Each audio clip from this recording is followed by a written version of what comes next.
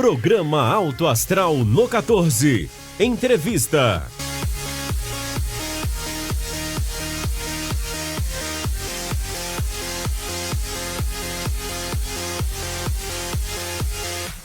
Olá, sejam bem-vindos a mais uma edição do programa Alto Astral no 14, semana após semana. Eu, Joseval, a gente está no sistema de revezamento, a gente traz informações importantes, basicamente da área da saúde, mas é claro, assuntos que atingem a nossa comunidade. E eu quero apresentar a nossa convidada de hoje, porque a gente está falando de saúde, vivendo momentos complicados, momentos de pandemia.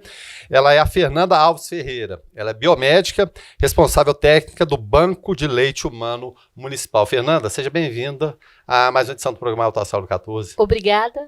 Eu agradeço a participação, eu agradeço o convite nesse momento ímpar que a gente está passando, né? E de tanta importância desse assunto que a gente vai discutir aqui. Exatamente, acho que influencia de forma direta. Está influenciando todas as áreas da saúde e essa também não poderia ser diferente. E o nosso assunto de hoje é o agosto dourado. Queria que você falasse um pouquinho, situasse para o nosso telespectador o que é o agosto dourado, porque a gente tem vários meses do ano, quase que a totalidade deles dedicado, né, a algum tema, né? A gente tem outubro rosa, novembro azul, que são os mais conhecidos, mas o que é especificamente o agosto dourado, Fernando? O agosto dourado, ele é uma alusão da Organização Mundial de Saúde em referência ao aleitamento materno. Então, no mês de agosto, são desenvolvidas várias campanhas, vários eventos para conscientização do aleitamento materno. E agora, nesse primeira semana de agosto, a gente está vivenciando a Semana Mundial do Aleitamento Materno. Então, é de suma importância dessa conscientização, não só dessa mãe, mas sim da toda a família dessa mãe que amamenta. E por que especificamente a cor dourada? Porque a gente falou, tem o outubro rosa, né, em referência às mulheres, câncer de mama, o novembro azul, câncer de próstata dos homens. Por que a cor dourada especificamente? A cor dourada é devido ao gold milk, ao leite de ouro, né, que a Organização Mundial da Saúde se refere, pois ele é o único alimento que tem todos os nutrientes essenciais para a vida desse recém-nascido até o 6º mês. Então, por isso, dourado, vida, né, de suma importância, faz alusão ao laço dourado, algumas instituições se iluminam de dourado, então dourado é por isso, por gold, por ser ouro. Exatamente, é muito precioso. E a gente fica vendo muitas vezes, e o parâmetro que a gente tem quando nasce o neném, nossa, nasceu com quantos quilos? Quanto mais gordinho, melhor, né? É. Nossa, nasceu com mais de 4 quilos, puxa vida, chegou perto dos 5, meu Deus, aí é um neném saudável. A gente tem muito essa concepção das vovós, do gordinho, né? Aquele bonequinho da Michelin, o fofinho que é o saudável. Aí muita gente em cima disso até, Fernanda, fala, não, mas só o leite materno não vai sustentar, não. Olha o porte dele, a gente tem que dar outra coisa. Mas ele sustenta, de fato? Somente ele? Sustenta. É comprovado cientificamente. Nós temos artigos, tanto do Ministério da Saúde, Organização Mundial da Saúde, até o 6º mês não precisa complemento água, chá. Nem água, né? Nem água. Porque se tem essa cultura, como você diz, dos nossos avós, dos nossos antepassados, então quanto mais gordinho, mais fofinho, então era saudável. Não, gordura não significa saúde. Gordura significa questão, tem N pontos que a gente tem que falar e pontuar para falar que esse bebê está saudável. Então, não significa. Porque você vê ali, né, o poste fala, não, esse é um tourinho, esse aí, né, vamos empurrar mais comidinha nele, vamos preparar. Um chazinho, né, um chá. chá. A vó adora dar chá para recém-nascido, adora. Você tem o complemento, uma papinha, né, uma maçãzinha, enfim, né. Mas faz parte da nossa cultura, mas é claro, fica sempre, né, sempre esse aviso que não precisa de nada além do leite materno. Isso, e eu acho bom a gente estar falando isso já de imediato, por quê? Porque a gente não está falando que essa vó está errada. Não, de forma né? nenhuma. Você não pode, no momento que tem uma mãe, como que minha mãe me criou errado? Então a gente não pode, ser alguma falar isso, avó não faça isso, mãe não faça isso, não. Mesmo porque elas fazem. Fazem. Escondida a hora que a mãe vai tomar um banho, a hora que a mãe tá dormindo, não, só dá só um pouquinho assim, só molhar, põe numa gases, muito perigoso, põe numa gás, molha o bico dessa criança, né? Então é muito perigoso e não é o recomendável. Mas a gente não pode falar isso para essa mãe, para essa avó, por isso a importância da divulgação do aleitamento materno, para conscientização, porque eles somente até o 6º mês de vida nem água. Eu vou lembrar o evento, logo que minha filha nasceu, Aí as enfermeiras chegavam, abriam a janela, vamos refrigerar esse ambiente. Aí minha mãe, meu Deus do céu, essa corrente de vento aqui é um perigo, fecha a janela. Aí voltava a enfermeira, minha mãe saía, abre a janela. Tinha paganzinho, tinha manta, tinha que empacotar. Parecia um charutinho, parece um charutinho, ele nem mexe, né? Não podia nem mexer. E hoje, a gente, nessa conscientização, por isso a importância, né? Nessa conscientização, a gente vem explicando os motivos. Precisa. Em várias outras situações. Então, já que a gente está falando de cultura, nossos avós também falavam, em casa que entra sol, não entra doença. Isso. Então, a gente precisa sim abrir essa janela. Só com cuidado, pandemia, né? Só com cuidado de ver que se a porta está fechada, se não está passando uma corrente de ar. E a criança e a mãe também precisa, nesse momento, de ir direto ao sol, pegar, nada de passar protetor solar, porque precisa dessa vitamina. Então, e nos são horários adequados. Adequados, né? Porque senão vem a Sociedade de Dermatologia e fala, nossa, vai dar câncer de pele. Então, não é nem muito nem menos. É com informação que a gente faz essas orientações. Exatamente, a gente vai repassá-las aqui na medida do possível. Bom, esse evento da Semana Mundial de Amamentação, o Fernando, ela sempre traz um tema. Tem um tema específico para esse ano? Sim. E qual a sua visão a respeito desse tema? Se é aquele... Sim, esse ano a Sociedade Brasileira de Pediatria, o Banco de Leite, todos esses órgãos e entidades que trabalham esses temas, traz como lema apoio ao aleitamento materno por um planeta saudável. Mas o que aleitamento materno tem a ver com o planeta? Tudo. Porque o aleitamento materno, a amamentação vem desde os primórdios, vem desde o início das nossas vidas, dos nossos ancestrais. E quando se tem esse aleitamento, quando a mãe oferece esse seio, sem romantizar, que depois a gente vai falar sobre isso. E você fica à vontade de puxar esses assuntos por acaso esquecer, porque é de extrema importância a gente desmistificar a romantização. Amamentar é lindo, calma. E quem não amamenta? E quem não amamenta? Então quer dizer que é mais ou é menos mãe? Fica à margem do processo, né? Mas vamos, sim, né? Sim. Então, é o apoio ao aleitamento materno por um planeta saudável. Então, o que é esse planeta saudável? A partir do momento que você faz as orientações adequadas, que essa mãe consegue fazer essa amamentação, oferecer essa mama ao filho, ela deixa de utilizar a mamadeira, ela deixa de utilizar as latas. Mas meu leite não é enlatado, é em saquinho. Não interessa. Deixa de lavar essa mamadeira, então, é o meio ambiente que está sendo, né, preservado, o consumo menor de água para lavar essas mamadeiras, para esterilizar. Então, quando ela tem a oferta direta desse leite, ela está, sim, ajudando nesse planeta sustentável. Ou seja, da fonte ao consumidor. Sim, ali, né? Direto, né? E porque tem mães que estão, mas tem que fazer a higienização do seio. Não, é água. Tem mães que pegam a bucha e ficam esfregando na mama, não precisa. E às vezes cria até um processo ali mais doloroso até. Muito mais, porque a sensibilidade que está na auréola, no bico daquele peito, e começa a passar a bucha, fica pior, pode levar a uma mastite. Exatamente. São dicas, né? Que são orientações, né, necessárias, de extrema importância. Exatamente, porque como você falou, muita gente às vezes glamoriza todo o processo, né? Puxa vida, que bacana ali. Às vezes está sentindo dor, e é normal que sinta dor. É normal. Normal no sentido que se não tiver as orientações, sim, vai sentir dor, porque amamentar dor, né? Ou potencializar essa dor, porque amamentar não deve doer. Então, se tá doendo, é porque esse peito tá errado, a posição desse peito, a posição dessa pega, a posição do bico, a posição da língua, essa criança tem freno, então são N fatores, não é só chegar lá e amamentar. Por isso que a gente deve orientar desde essa enfermeira, dessa equipe multiprofissional, até mesmo antes do nascimento, né, na gestação. Hoje a gente orienta que se faça consulta com o pediatra antes mesmo dessa criança nascer.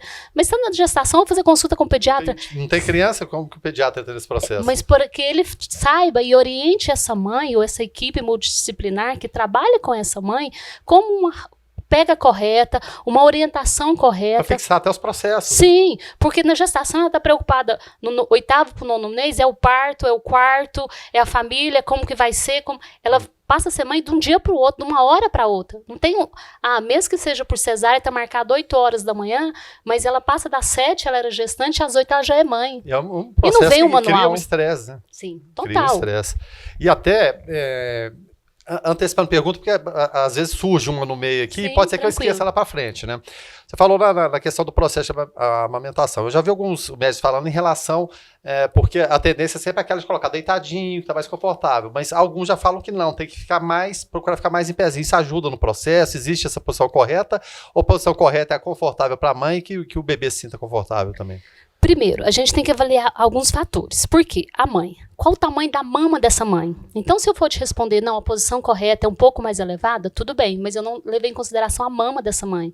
Se a mama está cheia, porque a mama empedrada, ela dificulta a amamentação, ela está uma mama mais dura. Também, né? Sim, fica mais dura, então essa criança tem dificuldade. Então, respondendo a sua pergunta, o correto é o confortável para a mãe. Mas, às vezes, a mãe está numa posição em que ela não se sente confortável devido à pega. Tem até outros tipos de técnicas onde a gente põe ele sentadinho, também tem. Então, tudo... Tipo colado aqui assim. Então, tudo vai depender desses fatores que a gente analisa na hora de aconselhar essa mãe na amamentação. Senão a gente volta lá na vovó, volta lá no ancestral. Não pode ser assim, tem que ser assim, a cadeira tem que ficar assim, de outro lado, de outra maneira. Então, as orientações a gente tem que avaliar o tamanho dessa mama, se tá pedrado, se não está empedrado. Então, são N fatores para eu te responder secamente. Não, essa é a posição correta. Ou eu acho que até o bebê mesmo, ele já dá um indicativo ali, se ele tá confortável ou não, se ele rejeita ou não. É o natural. O que é o natural? Ao nascer, ele pega, essa criança mamou nas primeiras horas do nascimento. Por que ela não mamou nas primeiras horas do nascimento? Qual o problema? O que aconteceu que ela não pôde amamentar nas primeiras horas? Então tem que ter essa enfermeira, essa técnica de enfermagem ali do lado dessa mãe para estar fazendo a correta orientação, né? Dúvidas surgem o tempo todo. Todo. Mas voltando para a campanha, como aderir? A pessoa que aderir, como que funciona esse processo? No período ao qual nós estamos passando, né, hoje os nossos eventos estão sendo em palestras, em lives. Muita coisa remota, né? Muito, todas. A gente não está podendo, na primeira semana de agosto, na Semana Mundial, a gente faz a hora do mamaço, né, que as mães se reúnem num horário fixado e amamentava. Nós não podemos nos reunir, né? A gente sempre fez ali no Parque Ipiranga. Esse ano nós não vamos ter a hora do mamaço, vai ser virtual. Então, como participar? Como aderir? Tem vários sites, tem vários Instagrams, Facebooks, que a gente tem Sociedade Brasileira de Pediatria, até a de Ginecologia, o Banco de Leite, a Fiocruz, o Instituto Fernandes Filgueira. Então, são vários, e alguns pediatras que lançaram também alguns eventos. Então, nós estamos, nesse momento, nas mídias sociais mesmo, nas redes sociais, porque a gente não está podendo.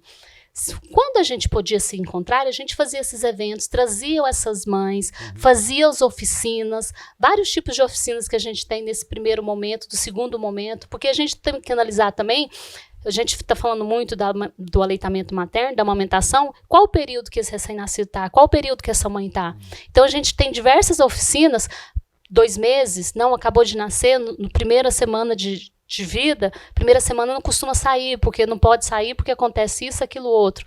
Então, a gente tem essas diversas oficinas. Agora, como a gente está no remoto, está sendo só mesmo pelas mídias sociais, só por algumas lives, a Semana da Amamentação, que a gente está desenvolvendo. E dentro dessa interação, claro, tem a experiência de vocês, tem o conhecimento técnico, científico que vocês passam, mas a troca de informações entre elas também, até de momentos diferentes. O meu bebê está com 2 meses, o meu já está com 4, o meu nasceu agora. Na época que ele estava com semana, eu fazia assim, funcionou. Existe muito essa interação, essa troca de ideia entre elas? Demais. Tem vários que grupos. Às vezes até passa batido por vocês. Sim, passa totalmente. E eu até estava assistindo ontem, né, porque foi o marco inicial da semana, das lives, o pediatra até falou, vamos nós, enquanto pediatras, participar dos grupos de WhatsApp das mamães, que a gente aprende muito mais, a gente entende essas mães, o que elas vivenciam, pelos poucos momentos que elas estão conosco no consultório. Então, eu achei interessante dele vir fazer parte desse momento. Então, tem demais. Você para naquele nível, eu não estou acima de ninguém. Não, não. No conhecimento, mas é claro, o dia a dia... E era um pediatra de referência, sim. E ele se colocando nesse lugar, que ele aprende muito mais no grupo dessas mães de WhatsApp do que no consultório. Então, achei interessante quando você me perguntou agora, e ele fala isso a respeito. Então, essas mães interagem muito e trocam não só informações, como trocam roupa também, vendas, carrinhos... Coisa bacana. Diversidade, essas mães. Elas movimentam, viu? Essas mulheres movimentam. Que coisa bacana, que interessante. E a capacidade de adaptação também, sim, né? Total. De ter que se adaptar. Em relação e elas trocam mesmo, pedem referência. Você foi em algum pediatra, você foi em algum nutricionista, você está passando por isso, minha dosagem hormonal aumentou, eu tive esse problema, o meu foi recém-nascido, o meu ficou internado tantas semanas, eu passei por isso, não, esse para mim não deu certo. É até muito gostoso. As outras mamães em relação a certas situações, né? E não adianta, você pode ter um filho, no terceiro, 5. Tudo é diferente. E cada um, quer dizer, nenhum tem manual, na verdade, Não. cada um é um E procedimento. pode ser gêmeos. Muita gente fala assim, puxa vida, foi criado do mesmo jeito, mas tão tranquilinho, né? O outro dormia a noite toda, aquela beleza, o outro não dorme, né? E Tudo acontece. isso tem que levar em consideração. Não, ainda bem que acontece, né? Prova que somos humanos e a gente tem que Estamos aqui para aprender, né? Exatamente, para aprender o tempo todo. Em relação à taxa de amamentação, a gente falava até no início da entrevista que a pandemia está afetando vários fatores. Demais. E em relação à amamentação, as mães que são doadoras, como que está funcionando? Está afetando de fato, Fernanda? Sim, está afetando. O que nós tínhamos até 2019. O que seria o período pré-pandemia, o que era, assim, parâmetros normais que vocês tinham? Normais, porque agora está tudo atípico. Sei. Então, a gente está ainda, alguns dados ainda precisam ser confirmados, né? Sei. Então, vamos até 2019. Até 2019, a gente tinha 40%, 39,5%, 40% desses bebês, dessas mães, amamentavam até o 5º mês de nascimento. Só até o 5º mês. O recomendado é até o 6º mês. Pelo menos, né? Pelo menos. Então, o Brasil está acima de alguns países, assim como a Argentina, mas também está abaixo da Bolívia. Então, a gente tem... Mas estamos bem? Não, nós estamos trabalhando para aumentar. Por quê? Porque desses 40% desses bebês, quando se vai para 1 ano, essa taxa aumenta. Ó, que bom, foi para 47% desses bebês. Quase metade desses bebês estão aumentando. Só que quando chega aos 2 anos, essa taxa diminui pela metade, cai para 26%. Então, esses bebês que vinham se alimentando, vinham se amamentando, vinham ganhando, porque a gente tem que lembrar, ou para quem não sabe, esse leite até o 6º mês, além de prevenir contra algumas doenças, infecções, ele também tem se comprovado cientificamente que ele aumenta em 3 pontos na média de desenvolvimento cognitivo, psico-neuropsicológico, neuromotor. Toda a diferença. Então, a gente tem 40%, né? Porque a organização fala 39,5%, a gente gosta demais, né? 40%. Até 2030, a gente quer subir esse valor para 56%. Quando eu falo gente... O que seria o ideal, vamos colocar assim? 100%? No mínimo, a metade desses bebês. A cada 2, 1 amamenta. Né? Então, a gente tem que trabalhar para descobrir, para achar o ponto, porque essas crianças não estão amamentando? É porque não tem leite? É porque não tem essa produção? Mas por que essa mãe não está... O que acontece? O que está acontecendo? Mas se essa mãe sai para trabalhar, quem fica com essa criança para dar esse leite? Porque a mãe pode extrair o leite e armazenar na geladeira, armazenar no freezer. Então, essa criança poderia continuar aumentando. Então, é uma conscientização que falta para essa pessoa que fica em casa cuidando desse filho. Então, essa taxa de amamentação, a gente precisa levar. A gente precisa trabalhar com informações para que esse número se eleve. Bom, e é claro, a gente sempre está falando da mãe, e o papel do pai, aí nesse dia, que a gente falou da avó, sempre está falando de figuras e personagens femininas no processo, mas e o papel masculino, muitas vezes o pai que só fica olhando ali, eu não sei trocar fralda, eu não sei dar banho, eu não posso amamentar, por motivos óbvios, mas o papel, a importância do pai nesse processo, do namorado, do companheiro. Excelente a sua pergunta, porque há 2 anos, 3 anos atrás, a Organização Mundial vinha com o tema de amamentação. Só a mulher pode fazer, mas todos nós podemos ajudá-la. Então, quando você pergunta desse pai, desse companheiro que está ali, ele não pode dar a mama para a criança, mas ele pode ajudar. Às vezes é uma almofada que ele pode colocar, às vezes é uma almofada nas costas ou no braço, às vezes é a hora que acabou a amamentação, ele põe essa criança para rotar os 10, 15 minutos necessários para essa mãe ficar tranquila, porque tem que lembrar que essa mãe, ela tem que fazer todo o trabalho, todo o trabalho mecânico, e físico, o pai, né, que demanda o pai não dá a mama, mas ele pode fazer complementar, que também é amamentar. Porque muitas das vezes, eu não sei trocar, ninguém nasceu sabendo, mas a gente pode aprender junto. Então o pai é fundamental, esse companheiro é fundamental para o processo de amamentação. Papai que fica ligado aí, né? Você tem que participar, porque, como a Fernanda falou, é um processo todo complicado. Imagina você fazer todo esse processo, esse processo. Ainda tem que levantar, ainda tem que... Meu Deus. E o homem não deixa de ser mais homem ou menos homem, você está ajudando a esposa, porque o filho também é dele. Claro. Se ele não tivesse a participação, aquela mulher não teria aquele filho. Foi necessário 50% dos dois. Não foi 49% nem 51%, foi 50% dos dois. Em relação até esse período mínimo, você está falando em torno de 5 meses, 6 meses, mas e aqueles casos que a gente vê que a criança já está grandinha, já está ali com 2, 3 anos, aí vai lá no peito da mãe, quer mamar, já está ficando em pezinho ali, quer mamar. É prejudicial, não é? Estabelecer um limite, porque às vezes cria até situações constrangedoras ali no dia a dia. Existe esse limite de tempo? Muito bom você perguntar isso. Porque o que eu aconselhava até os 2 anos. A partir dos 2 anos, 3 anos, 4 anos, os psicólogos, os psiquiatras entram muito a esse respeito e esse vínculo. Tem que dar limite para essa criança. Ah, mas não pode mais. Não é questão de não poder. A criança, com toda a oferta, o leite ainda continua sendo um excelente alimento. Claro. Porém, essa criança tem oferta de outros alimentos. E o porquê disso continuar acontecendo? Ah, não, vou deixar ele mamar até quando ele quiser. Olha que bonitinho Tem ali, mais né? coisas atrás, subliminar, né, atrás dessa mensagem do que simplesmente dar o peito para a criança. Ah, eu estou alimentando meu filho. Aí seria a hora de procurar, de repente, um psicólogo. A gente está falando de Sim. equipes multidisciplinares para entender o que está acontecendo. Sim, o que está acontecendo? Porque ele precisa de mais nutrientes. Foi suficiente por aquele período. Agora, uma criança de 2, 3 anos, ela precisa de um gasto energético maior. Ela precisa de uma suplementação maior. Então, até os 2 anos, ótimo, beleza. Agora, 3, 4, a partir disso, por que isso está acontecendo? Então, é difícil a gente falar assim, ah, tá errado isso. Não. Antes da gente falar se está errado, se está certo, a gente precisa verificar primeiro o porquê que isso está acontecendo. Exatamente, é todo um processo e até por isso que a gente está falando a questão do pai participar, de outras pessoas ali, para de repente perceber que alguma coisa ali não está legal. Por que aquele vínculo? Não, mas eu quero ter o vínculo, você vai ter o resto da vida o vínculo com seu filho. Mas o porquê, que isso está acontecendo é o mais a ser investigado do que continuar dando ou não essa mama para esse filho, para essa criança. Bom, a gente falou aqui de benefícios para o bebê em relação à amamentação, quanto que é importante, né? Até 5, 6 meses sustenta perfeitamente, não precisa nem da água, mesmo nesse tempo seco que a gente está vivendo. Porque a preocupação da mãe, meu Deus do céu, meu filho vai ter algum problema, vai ficar com sede, enfim, a tentação é grande, a gente reconhece de fato, é grande. Você é mãe, eu sou pai também, já acompanhei, mas não está com sede, não, vamos dar uma aguinha para ele. Então, a gente falou desses benefícios.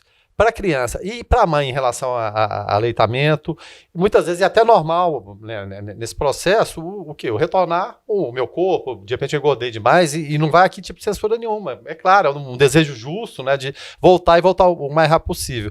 Mas quais os benefícios maiores que tem para a mãe em relação à amamentação, a conseguir amamentar o seu filho?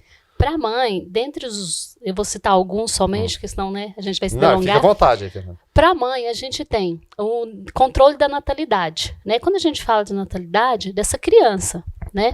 Outro benefício é as mães que amamentam, ela tem um índice bem menor comparado às mães que não amamentam, desenvolver câncer de mama e câncer de ovário. Né? Porque a gente, mas só a mama, o ovário também relacionado. Isso é dado estatístico mesmo. Estatístico. Então, também tem as mães que amamentam o menor índice de desenvolvimento de diabetes tipo 2, pós-gravidez, porque algumas mães desenvolvem diabetes gestacional. E diabetes é complicadíssimo, muita gente releva, né? Porque o pessoal acha que não, é só o açúcar. Não, não é só o açúcar. É o carboidrato, é a associação de nutrientes que faz com que essa elevação. Então, a oscilação dessa diabetes, né, desse valor de glicose na corrente sanguínea. E outro benefício também é que essa mãe, ela tem, mediante a fisiologia, a anatomia dela, o desenvolvimento, o acúmulo que ela tem naquele período gestacional, porque senão a gente fala assim, a gente vai emagrecer, engordei na gestação e emagrece. Não é sempre que ela emagrece. Por quê? De novo, a gente tem que fazer outras análises de outros elementos para que essa mãe desenvolva ou não essa obesidade. Então, as mães que amamentam têm um menor índice de desenvolvimento de obesidade. Então, são inúmeros esses fatores. Da criança a gente já falou, né? E da mãe, questão hormonal, questão de desenvolvimento de alguns tipos de câncer, diabetes, né? O controle até mesmo o sono. A mãe que amamentam, ela tem, em média, dado científico, comprovado de 35% a 45%, além da qualidade do sono, a mais de sono, né?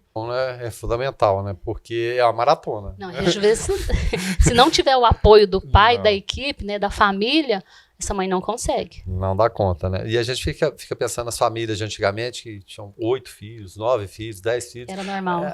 As mães passavam grávidas, era um atrás do outro, né? Era uma coisa impressionante. A gente fica imaginando como que engravidavam, né? Engravidavam no resguardo, né? Era uma coisa assim impressionante. A gente fica por entender. E davam conta.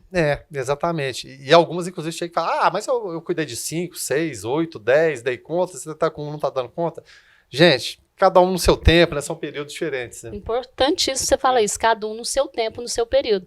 Você falar hoje de amamentação e falar há algumas décadas atrás, a gente tem diversas nuances que é inimaginável. Exatamente. Tudo muda, né? Bom, em relação a esse tema, Fernanda, que é claro, é um tema muito importante, muito interessante, mas a gente tem centenas de temas diferentes. Como você começou a trabalhar esse especificamente, o que te levou a esse interesse? Então, eu trabalho no Banco de Leite do município, né? E lá no Banco de Leite, a gente faz um trabalho de formiguinha mesmo, de orientação, de acompanhamento. Então, esse ano, a gente trabalhou o tema nessas orientações dessas mães. O de como fazer essa amamentação, de ter esse vínculo, né, mãe e filho, para que a gente não faça no segundo momento, sem julgamento daquela Claro. que... Nós, e a gente está levantando muito essa bandeira, eu vou até fazer um parênteses, porque quando a gente fala da amamentação, a gente tem que desromantizar no primeiro momento. E no segundo momento, você não amamentou? Não, eu não quis amamentar. Pronto. A escolha tem que ser da mulher. Então, quando você fala dos temas, quando a gente começa a trabalhar isso, dentro dessa temática de aleitamento materno e amamentação, a gente também tem que trabalhar. É a escolha da mulher, eu não quero. Ah, mas não quer, é saudável para o seu... Vamos respeitar? Então, quando a gente trabalha isso no Banco de Leite, ou agora que tem a equipe multiprofissional, a gente trabalha nas seguintes orientações. Olha, você está ciente da importância desse leite, né, desse ouro que você está dando para o seu filho, para o recém-nascido. Você não quer? Você não vai deixar de ser mãe. Você não vai ser mais ou menos mãe. Vai diminuir por causa disso. Não, claro. então a gente vem trabalhando esse sistema nas orientações, nesses workshops que a gente faz lá no Banco de Leite. A cada mês a gente escolhe, ou da nutrição, a gente tem uma equipe multiprofissional lá, multidisciplinar, onde a gente conta com nutricionista, fonoaudiólogos, temos psicólogos, né? E eu e as meninas também trabalham no processo de pasteurização desse leite. Então a gente começa desde o início, mostrando a essa mãe, mostrando a essa pessoa que vai lá fazer um atendimento as orientações necessárias. Às vezes até acompanhando aquele processo. Ó. Tem.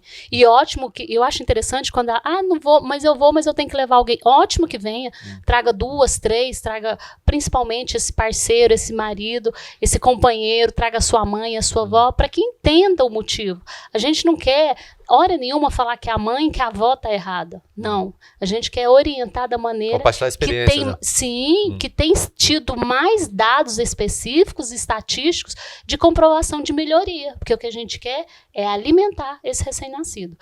Mas primeiro a gente tem que dar o suporte para essa mãe, porque se essa mãe não estiver bem psicologicamente, ela não consegue aumentar. E o que acontece? Vai para as fórmulas, vai para os suplementos, né? Exatamente. Porque às vezes nem é suplemento. Só toma aquele e pronto. Sabe-se lá o que está ingerindo, né? E você falou o processo de pasteurização, muito se assemelha, é claro, leite é leite, né? Leite. Desde sempre, né? No mundo animal.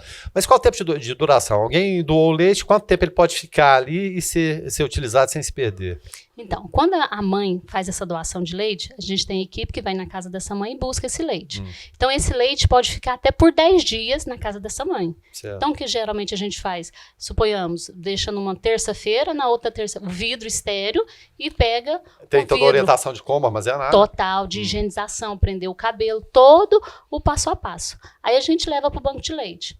Lá no banco de leite, a gente prepara os meios, os nutrientes, para que seja feita essa pasteurização. Até a análise ali, se está Sim, conveniente ou não. aí a gente faz análise, leva o processo todo, faz o degelo desse leite, faz análise, porque é feito os exames macroscópico e microbiológico desse leite.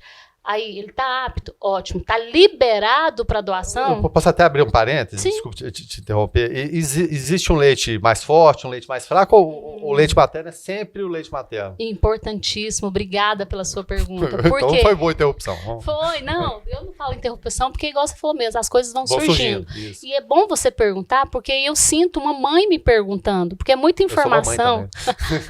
É muita informação para que a gente lembre tudo. Claro. Então vamos lá. Existe leite fraco, leite forte? Não.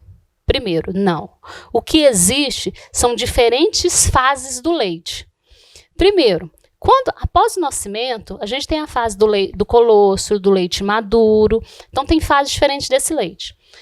Primeiro, qual o leite que está sendo doado? É de uma mãe de 1 mês, de uma mãe de 2 meses, é da primeira semana, 10 dias? E quais as fases? Primeiro, não existe uma régua que está delimitando. A gente fala primeira mamada. assim que ele começa a mamar. Então o leite inicial da mamada, não do período da mamada, ele é um leite, a gente fala mais fraco na questão de gordura, certo. Não que ele é fraco na questão de componentes. Vamos lá, Paula, tipo, ele é mais líquido. Comparando aqui o leite tipo A, tipo B, tipo C, é mais rico em gordura, menos ele é água. Ah, ele é mais líquido. sei. Então por isso que não precisa dar chá nem água para esse recém-nascido, para essa criança. Já tá ali, né? Porque ele é mais líquido. Aí tem o leite intermediário e tem o leite do final da mamada. O leite do final da mamada ele é mais gordo. Então, ele tem uma quantidade calórica maior. Então, tudo é leite. Dentro da mama não tem uma régua separando qual que é o primeiro, qual que é o segundo, qual que é o terceiro. Não tem uma régua. E por que é necessário a gente falar isso? Porque quando a criança está mamando, às vezes ela mamou muito, ficou um período muito tempo sem mamar. Então, ela está desejada, né? Anseia para mamar. Então, ela mama mais. Às vezes ela mamou um pouquinho, quer mamar de novo. Na verdade, só quer o peito. Aí ela mama só um pouquinho, mamou só aquele leite do início. Ali, né? Só aquele leite do início, logo dorme. Aí ela dorme, daqui a pouco ela acorda com fome. É porque ela não esvaziou a mama. Ela amamentou só, fez ingesta só daquele leite, só daquele primeiro leite, daquele que tem mais quantidade de água do que nutriente. Então é um leite que a gente fala aquela água que ele necessita. E ao final da mamada vem aquele leite mais gordo. Então por isso que precisa esvaziar a mama. E em relação, a gente sempre está voltando aqui no período da vovó. Tinha as amas de leite, as mães de leite. E hoje em dia as mamães são muito receosas em relação a isso, é tanta fake news, é tanta coisa que tem. De repente a mãe não tem o leite naquele período, mas tem uma vizinha que teve uma criança, ele toma muito leite. Pode tranquilamente chegar e amamentar a sua criança? Não. Por que não? Me surpreendi agora com a resposta. Por que não? Porque a gente tinha sim, era cultural, a gente tinha, e aí não vamos entrar em detalhe, que é mais histórico, né, afrodescendente do que outra coisa. Mas por que não? Porque hoje nós temos período chamado janela imunológica.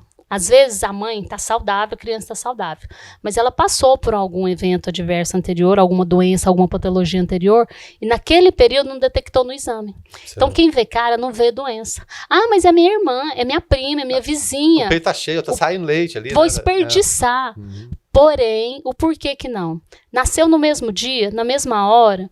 O leite, ele tem fases, igual eu falei para você, períodos, está no início, 10 dias, 8 dias, 1 mês, vai dar para uma criança que acabou de nascer, aquele leite não é forte igual o outro, por isso que eles falam muito, leite fraco, porque fica mais fácil a explicação. Sei. Então não pode por quê? Hoje até é proibido, tá? É uma lei, no Brasil a amamentação cruzada que a gente fala é proibido por lei, não pode por quê? Porque a mãe ou essa pessoa que está fazendo a amamentação pode ter algum tipo de doença, hepatite B, não vamos ser, né? A hepatite B é transmitida pelo leite materno.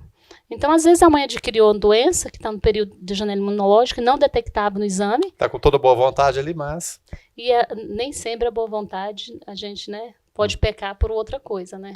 E em relação ao dia a dia, você falou de algumas dificuldades, a gente está em um momento de pandemia. Quais são as maiores dificuldades que vocês encontram? Né? Eu imagino que a doação agora possa ser uma delas, inclusive, é claro, por conta do deslocamento, todos esses procedimentos. Mas quais são os maiores desafios que vocês têm no dia a dia? Tinham já antes, é claro, evidentemente, e agora potencializados? Hoje a gente tem a maior dificuldade é essa higienização. Mas antes não se tinha? Tinha. Mas hoje, uma mãe que está com SARS-CoV-19, ela pode amamentar? Se ela fizer toda a higienização, o preparo, pode sim amamentar sem risco nenhum. O problema maior é que essas mães hoje, tudo está com receio. Por ser muito novo, não ter dados científicos ainda, essas mães diminuíram a doação, drasticamente essa doação, e essa oferta de leite. Não vou isso. Alguns alimentos, e a dificuldade hoje na amamentação, vou no mercado, às vezes compra, estoca, às vezes perde aquele alimento. Então, até mesmo para essa mãe se nutrir hoje, às vezes não é nem questão de condição financeira. Às vezes é receio mesmo dessa alimentação. Fica uma alimentação muito padrão, um tipo de alimentação só, porque ela deve diversificar. No período de amamentação, você come muitas vezes, muito mais. Às vezes tem pessoa que, né, eu chamar prato de pedreiro, né, que eu acho super errado, mas é mais popular, né? É claro. Então, é mais fácil acesso. Então, essa mãe alimenta 2 vezes mais. Não vou comer não, porque eu não fui no mercado, não vai. E ela se abastece menos desse alimento, dessa alimentação.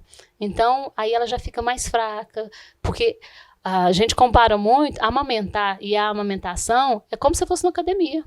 O recém-nascido, que você ter certeza que ele mamou, uma das técnicas é pôr a mão na nuca dele assim, ele tá suadinho. É como se ele estivesse na academia. É um esforço. A mãe também tem um gasto calórico, então ela precisa repor. E essa mãe não está se alimentando. É normal, por exemplo, uma mama ter mais leite que a outra? Como que funciona esse revezamento? Sim. Qual é esse procedimento? Sim, é normal uma mama estar mais cheia do que a outra que a gente utiliza. Às vezes, o que é normal, sempre a mãe, por ter comodidade, às vezes ela dá mais uma mama do que a outra. Então, essa criança fica, por ser mais prático, ela acostumou mais, ela só quer mamar um peito. E quanto mais você suga, mais tem essa estimulação, mais são mandar sinais para que essa produção seja feita. E eu gosto sempre de utilizar o termo que a mama, ela não é depósito, ela é fábrica. Ou seja, quanto mais estimula, mais produção é feita. Então, se você estimula uma mama pouca, ela vai produzir pouco. Ué, mas é o mesmo estímulo, a ocitocina é o mesmo hormônio, são os mesmos, as glândulas são... porém, a estimulação de uma mama está maior do que a outra. Aí, entre aspas, tem que forçar ir para outra mama. Forçar no sentido de você ofertar. Para esse recém-nascido, para essa criança, essa mama. Por que ele está gostando mais de uma mama do que a outra? Às vezes é a posição, é o bico do peito, é a boca da criança. Então, são N fatores que a gente tem que observar. A gente falou até no início que é normal sentir dor, né, no bico do seio ali, quando o bebê começa a mamar. E às vezes até seria importante a questão do revezamento. Esse aqui está dolorido, vamos iniciar o processo do outro, vai revezando, vai adaptando, também é importante. Quando a gente fala... Porque a gente fala em dor, assim, fica sempre dor, aquela coisa terrível, né? Eu tenho que fazer um parênteses aqui. Quando a gente fala em sentir dor, não é normal sentir dor. Você sente o desconforto, mas é porque às vezes, na maioria das vezes, não está correto. Então, não é normal sentir dor. Se está sentindo dor, é porque algo está errado. O que é esse algo? A pega, a posição, o lado. Então, a maneira... De rachar, inclusive. A mama, ela fica sensibilizada. Sensível fica. Higienização, né? E se está rachado, tem alguma fissura, algo que está dolorido demais, tem que ser investigado o motivo pelo qual isso está acontecendo. Porque o desconforto não... tem esse primeiro momento só da introdução. Às vezes é o simples fato de puxar o queixo. São N fatores que tem que ser investigado. Porque não é vai sentir dor. Não, ela tem sensibilidade. Dor é porque alguma coisa está errada. E principalmente na questão da higienização, como você frisou, água. Né? Você vai passar produto químico ali, um creme hidratante não. que vai você passa um creme, mas e a criança tem vai sugar gosto, aquilo? Tem cheiro, tem sabor, e essa criança pode até rejeitar essa mama. Então, simplesmente é água mesmo. A água, às vezes, tem uma pele, alguma coisa, molha uma gases e tira. Cuidado para não ficar o fiapinho, né? Sim. Observar bastante. Nada que possa, né? Não, porque se você passar aqueles óleos, cremes, hidratantes, fica o gosto, o cheiro, essa criança pode rejeitar essa mama. Sem dúvida nenhuma. E o interessante de você falar a questão da água, até o mesmo leite. Você tira um pouco, algumas gotinhas, e faz uma massagem no bico do peito com o próprio leite. O leite é cicatrizante.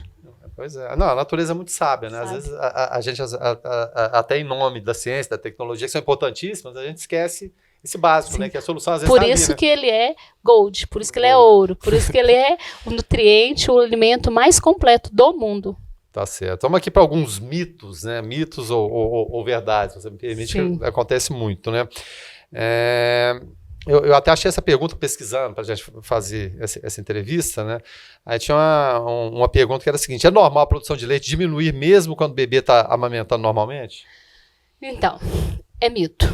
Porque ele está amamentando, ele está fazendo essa sucção. Acabei de falar para você há pouco que essa fábrica, se está tendo essa sucção, esse estímulo, né? O estímulo à sucção, ele deve estar produzindo. Agora, diminuiu por quê? Essa mãe passou por algum estresse, então não é da amamentação.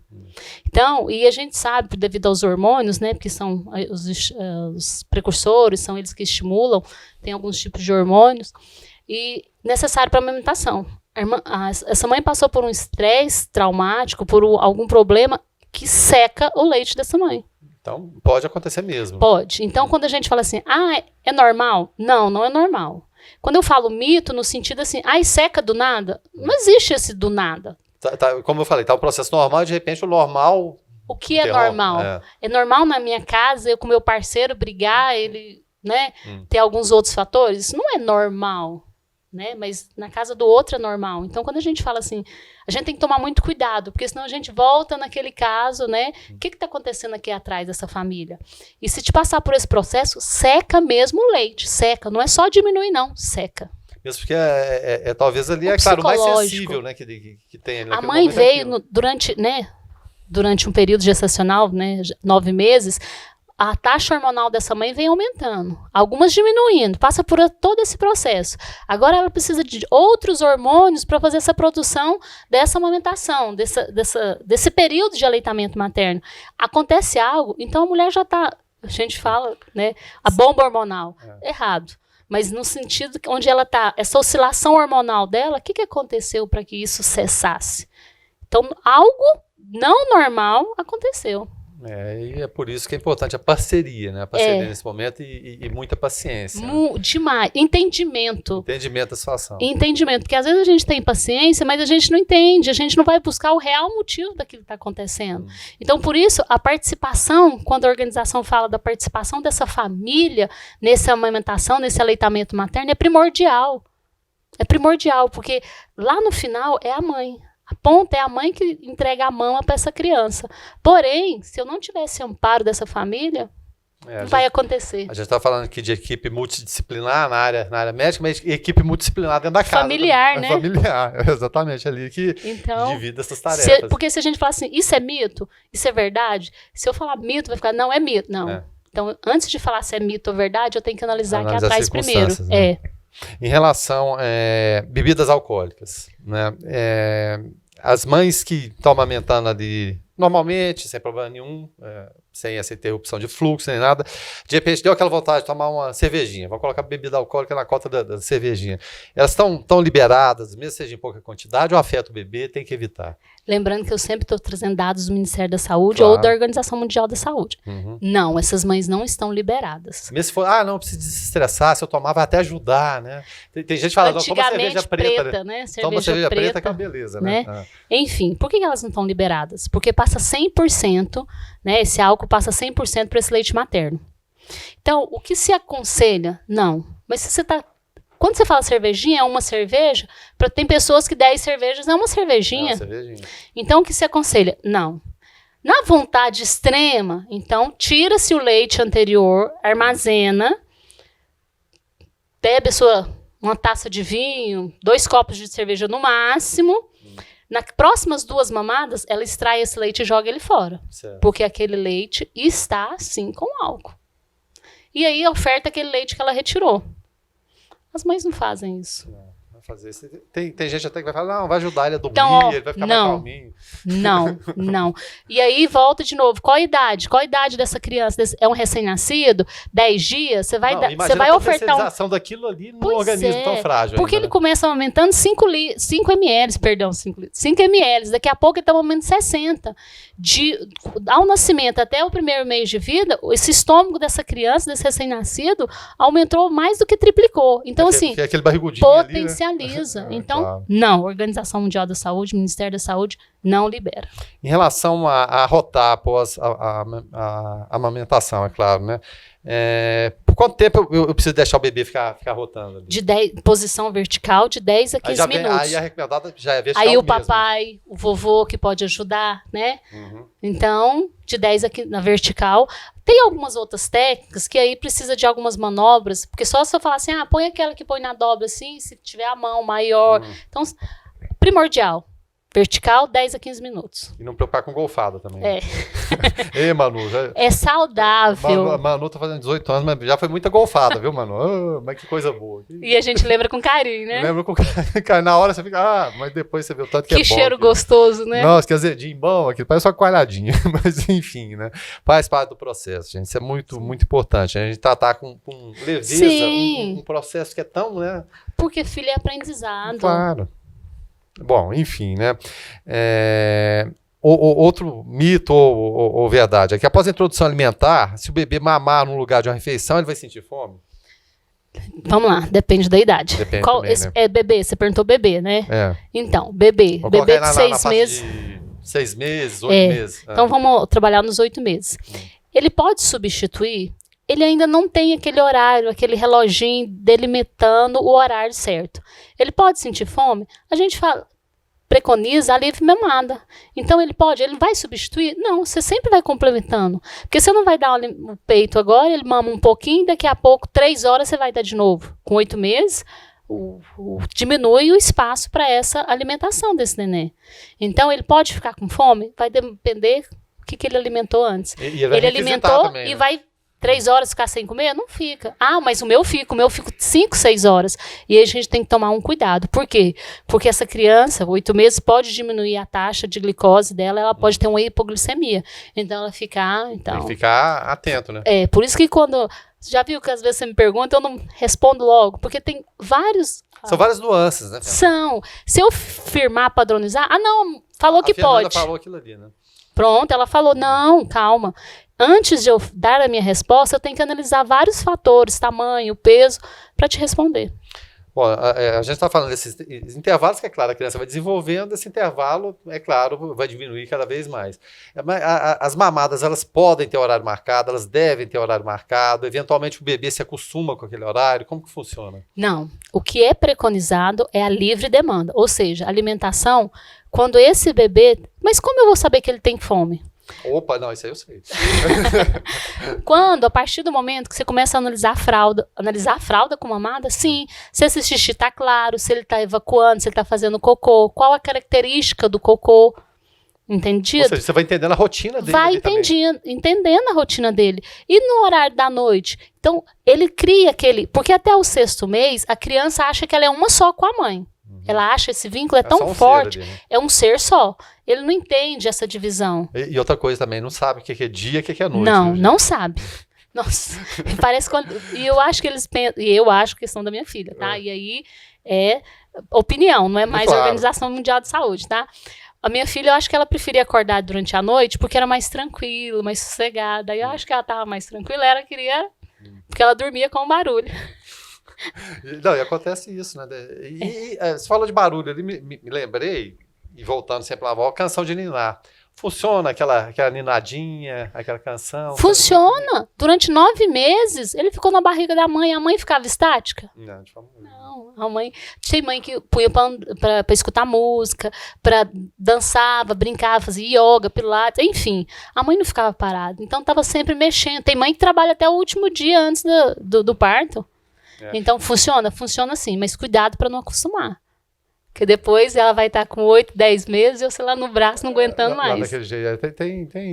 Tem gente que está ficando com os pais até os 30, 35, 40 anos. Tem uns que nunca saem, né? Você fala, toma conta dessa Tira vida. da mão, né? Exatamente. Vamos desmamar. A gente fala muito disso. Vamos desmamar esse mamãe. Até hoje está em casa. Sim. Mas acontece, e a presença do pai e da mãe sempre é muito boa, né? Isso é muito bacana. Extremamente, são fundamentais. Mesmo longe, o pai conhece, e volta lá, meus avós. Meu avô conhecia como eu abri o portão de casa.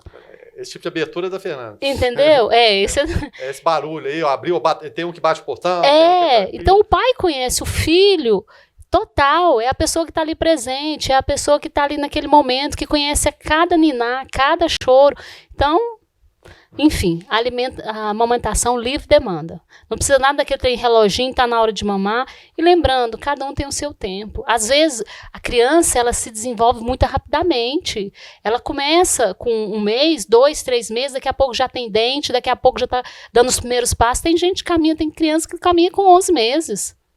Né? Então, assim, é muito rápido. Então, você quer que aquela criança esteja aquele relógio com 5, 6 meses, a mesma coisa? Não, ela está se desenvolvendo. Principalmente sem comparar com o outro. Como você falou, nossa, o meu neném já passou de 1 ano e não anda até hoje. O do vizinho ali com 10 meses ele estava andando, estava ficando em pé. É respeitar o processo. O meu não fala, é cada um. Gêmeos, você vê muito isso para quem teve. Pergunta para quem tem gêmeos.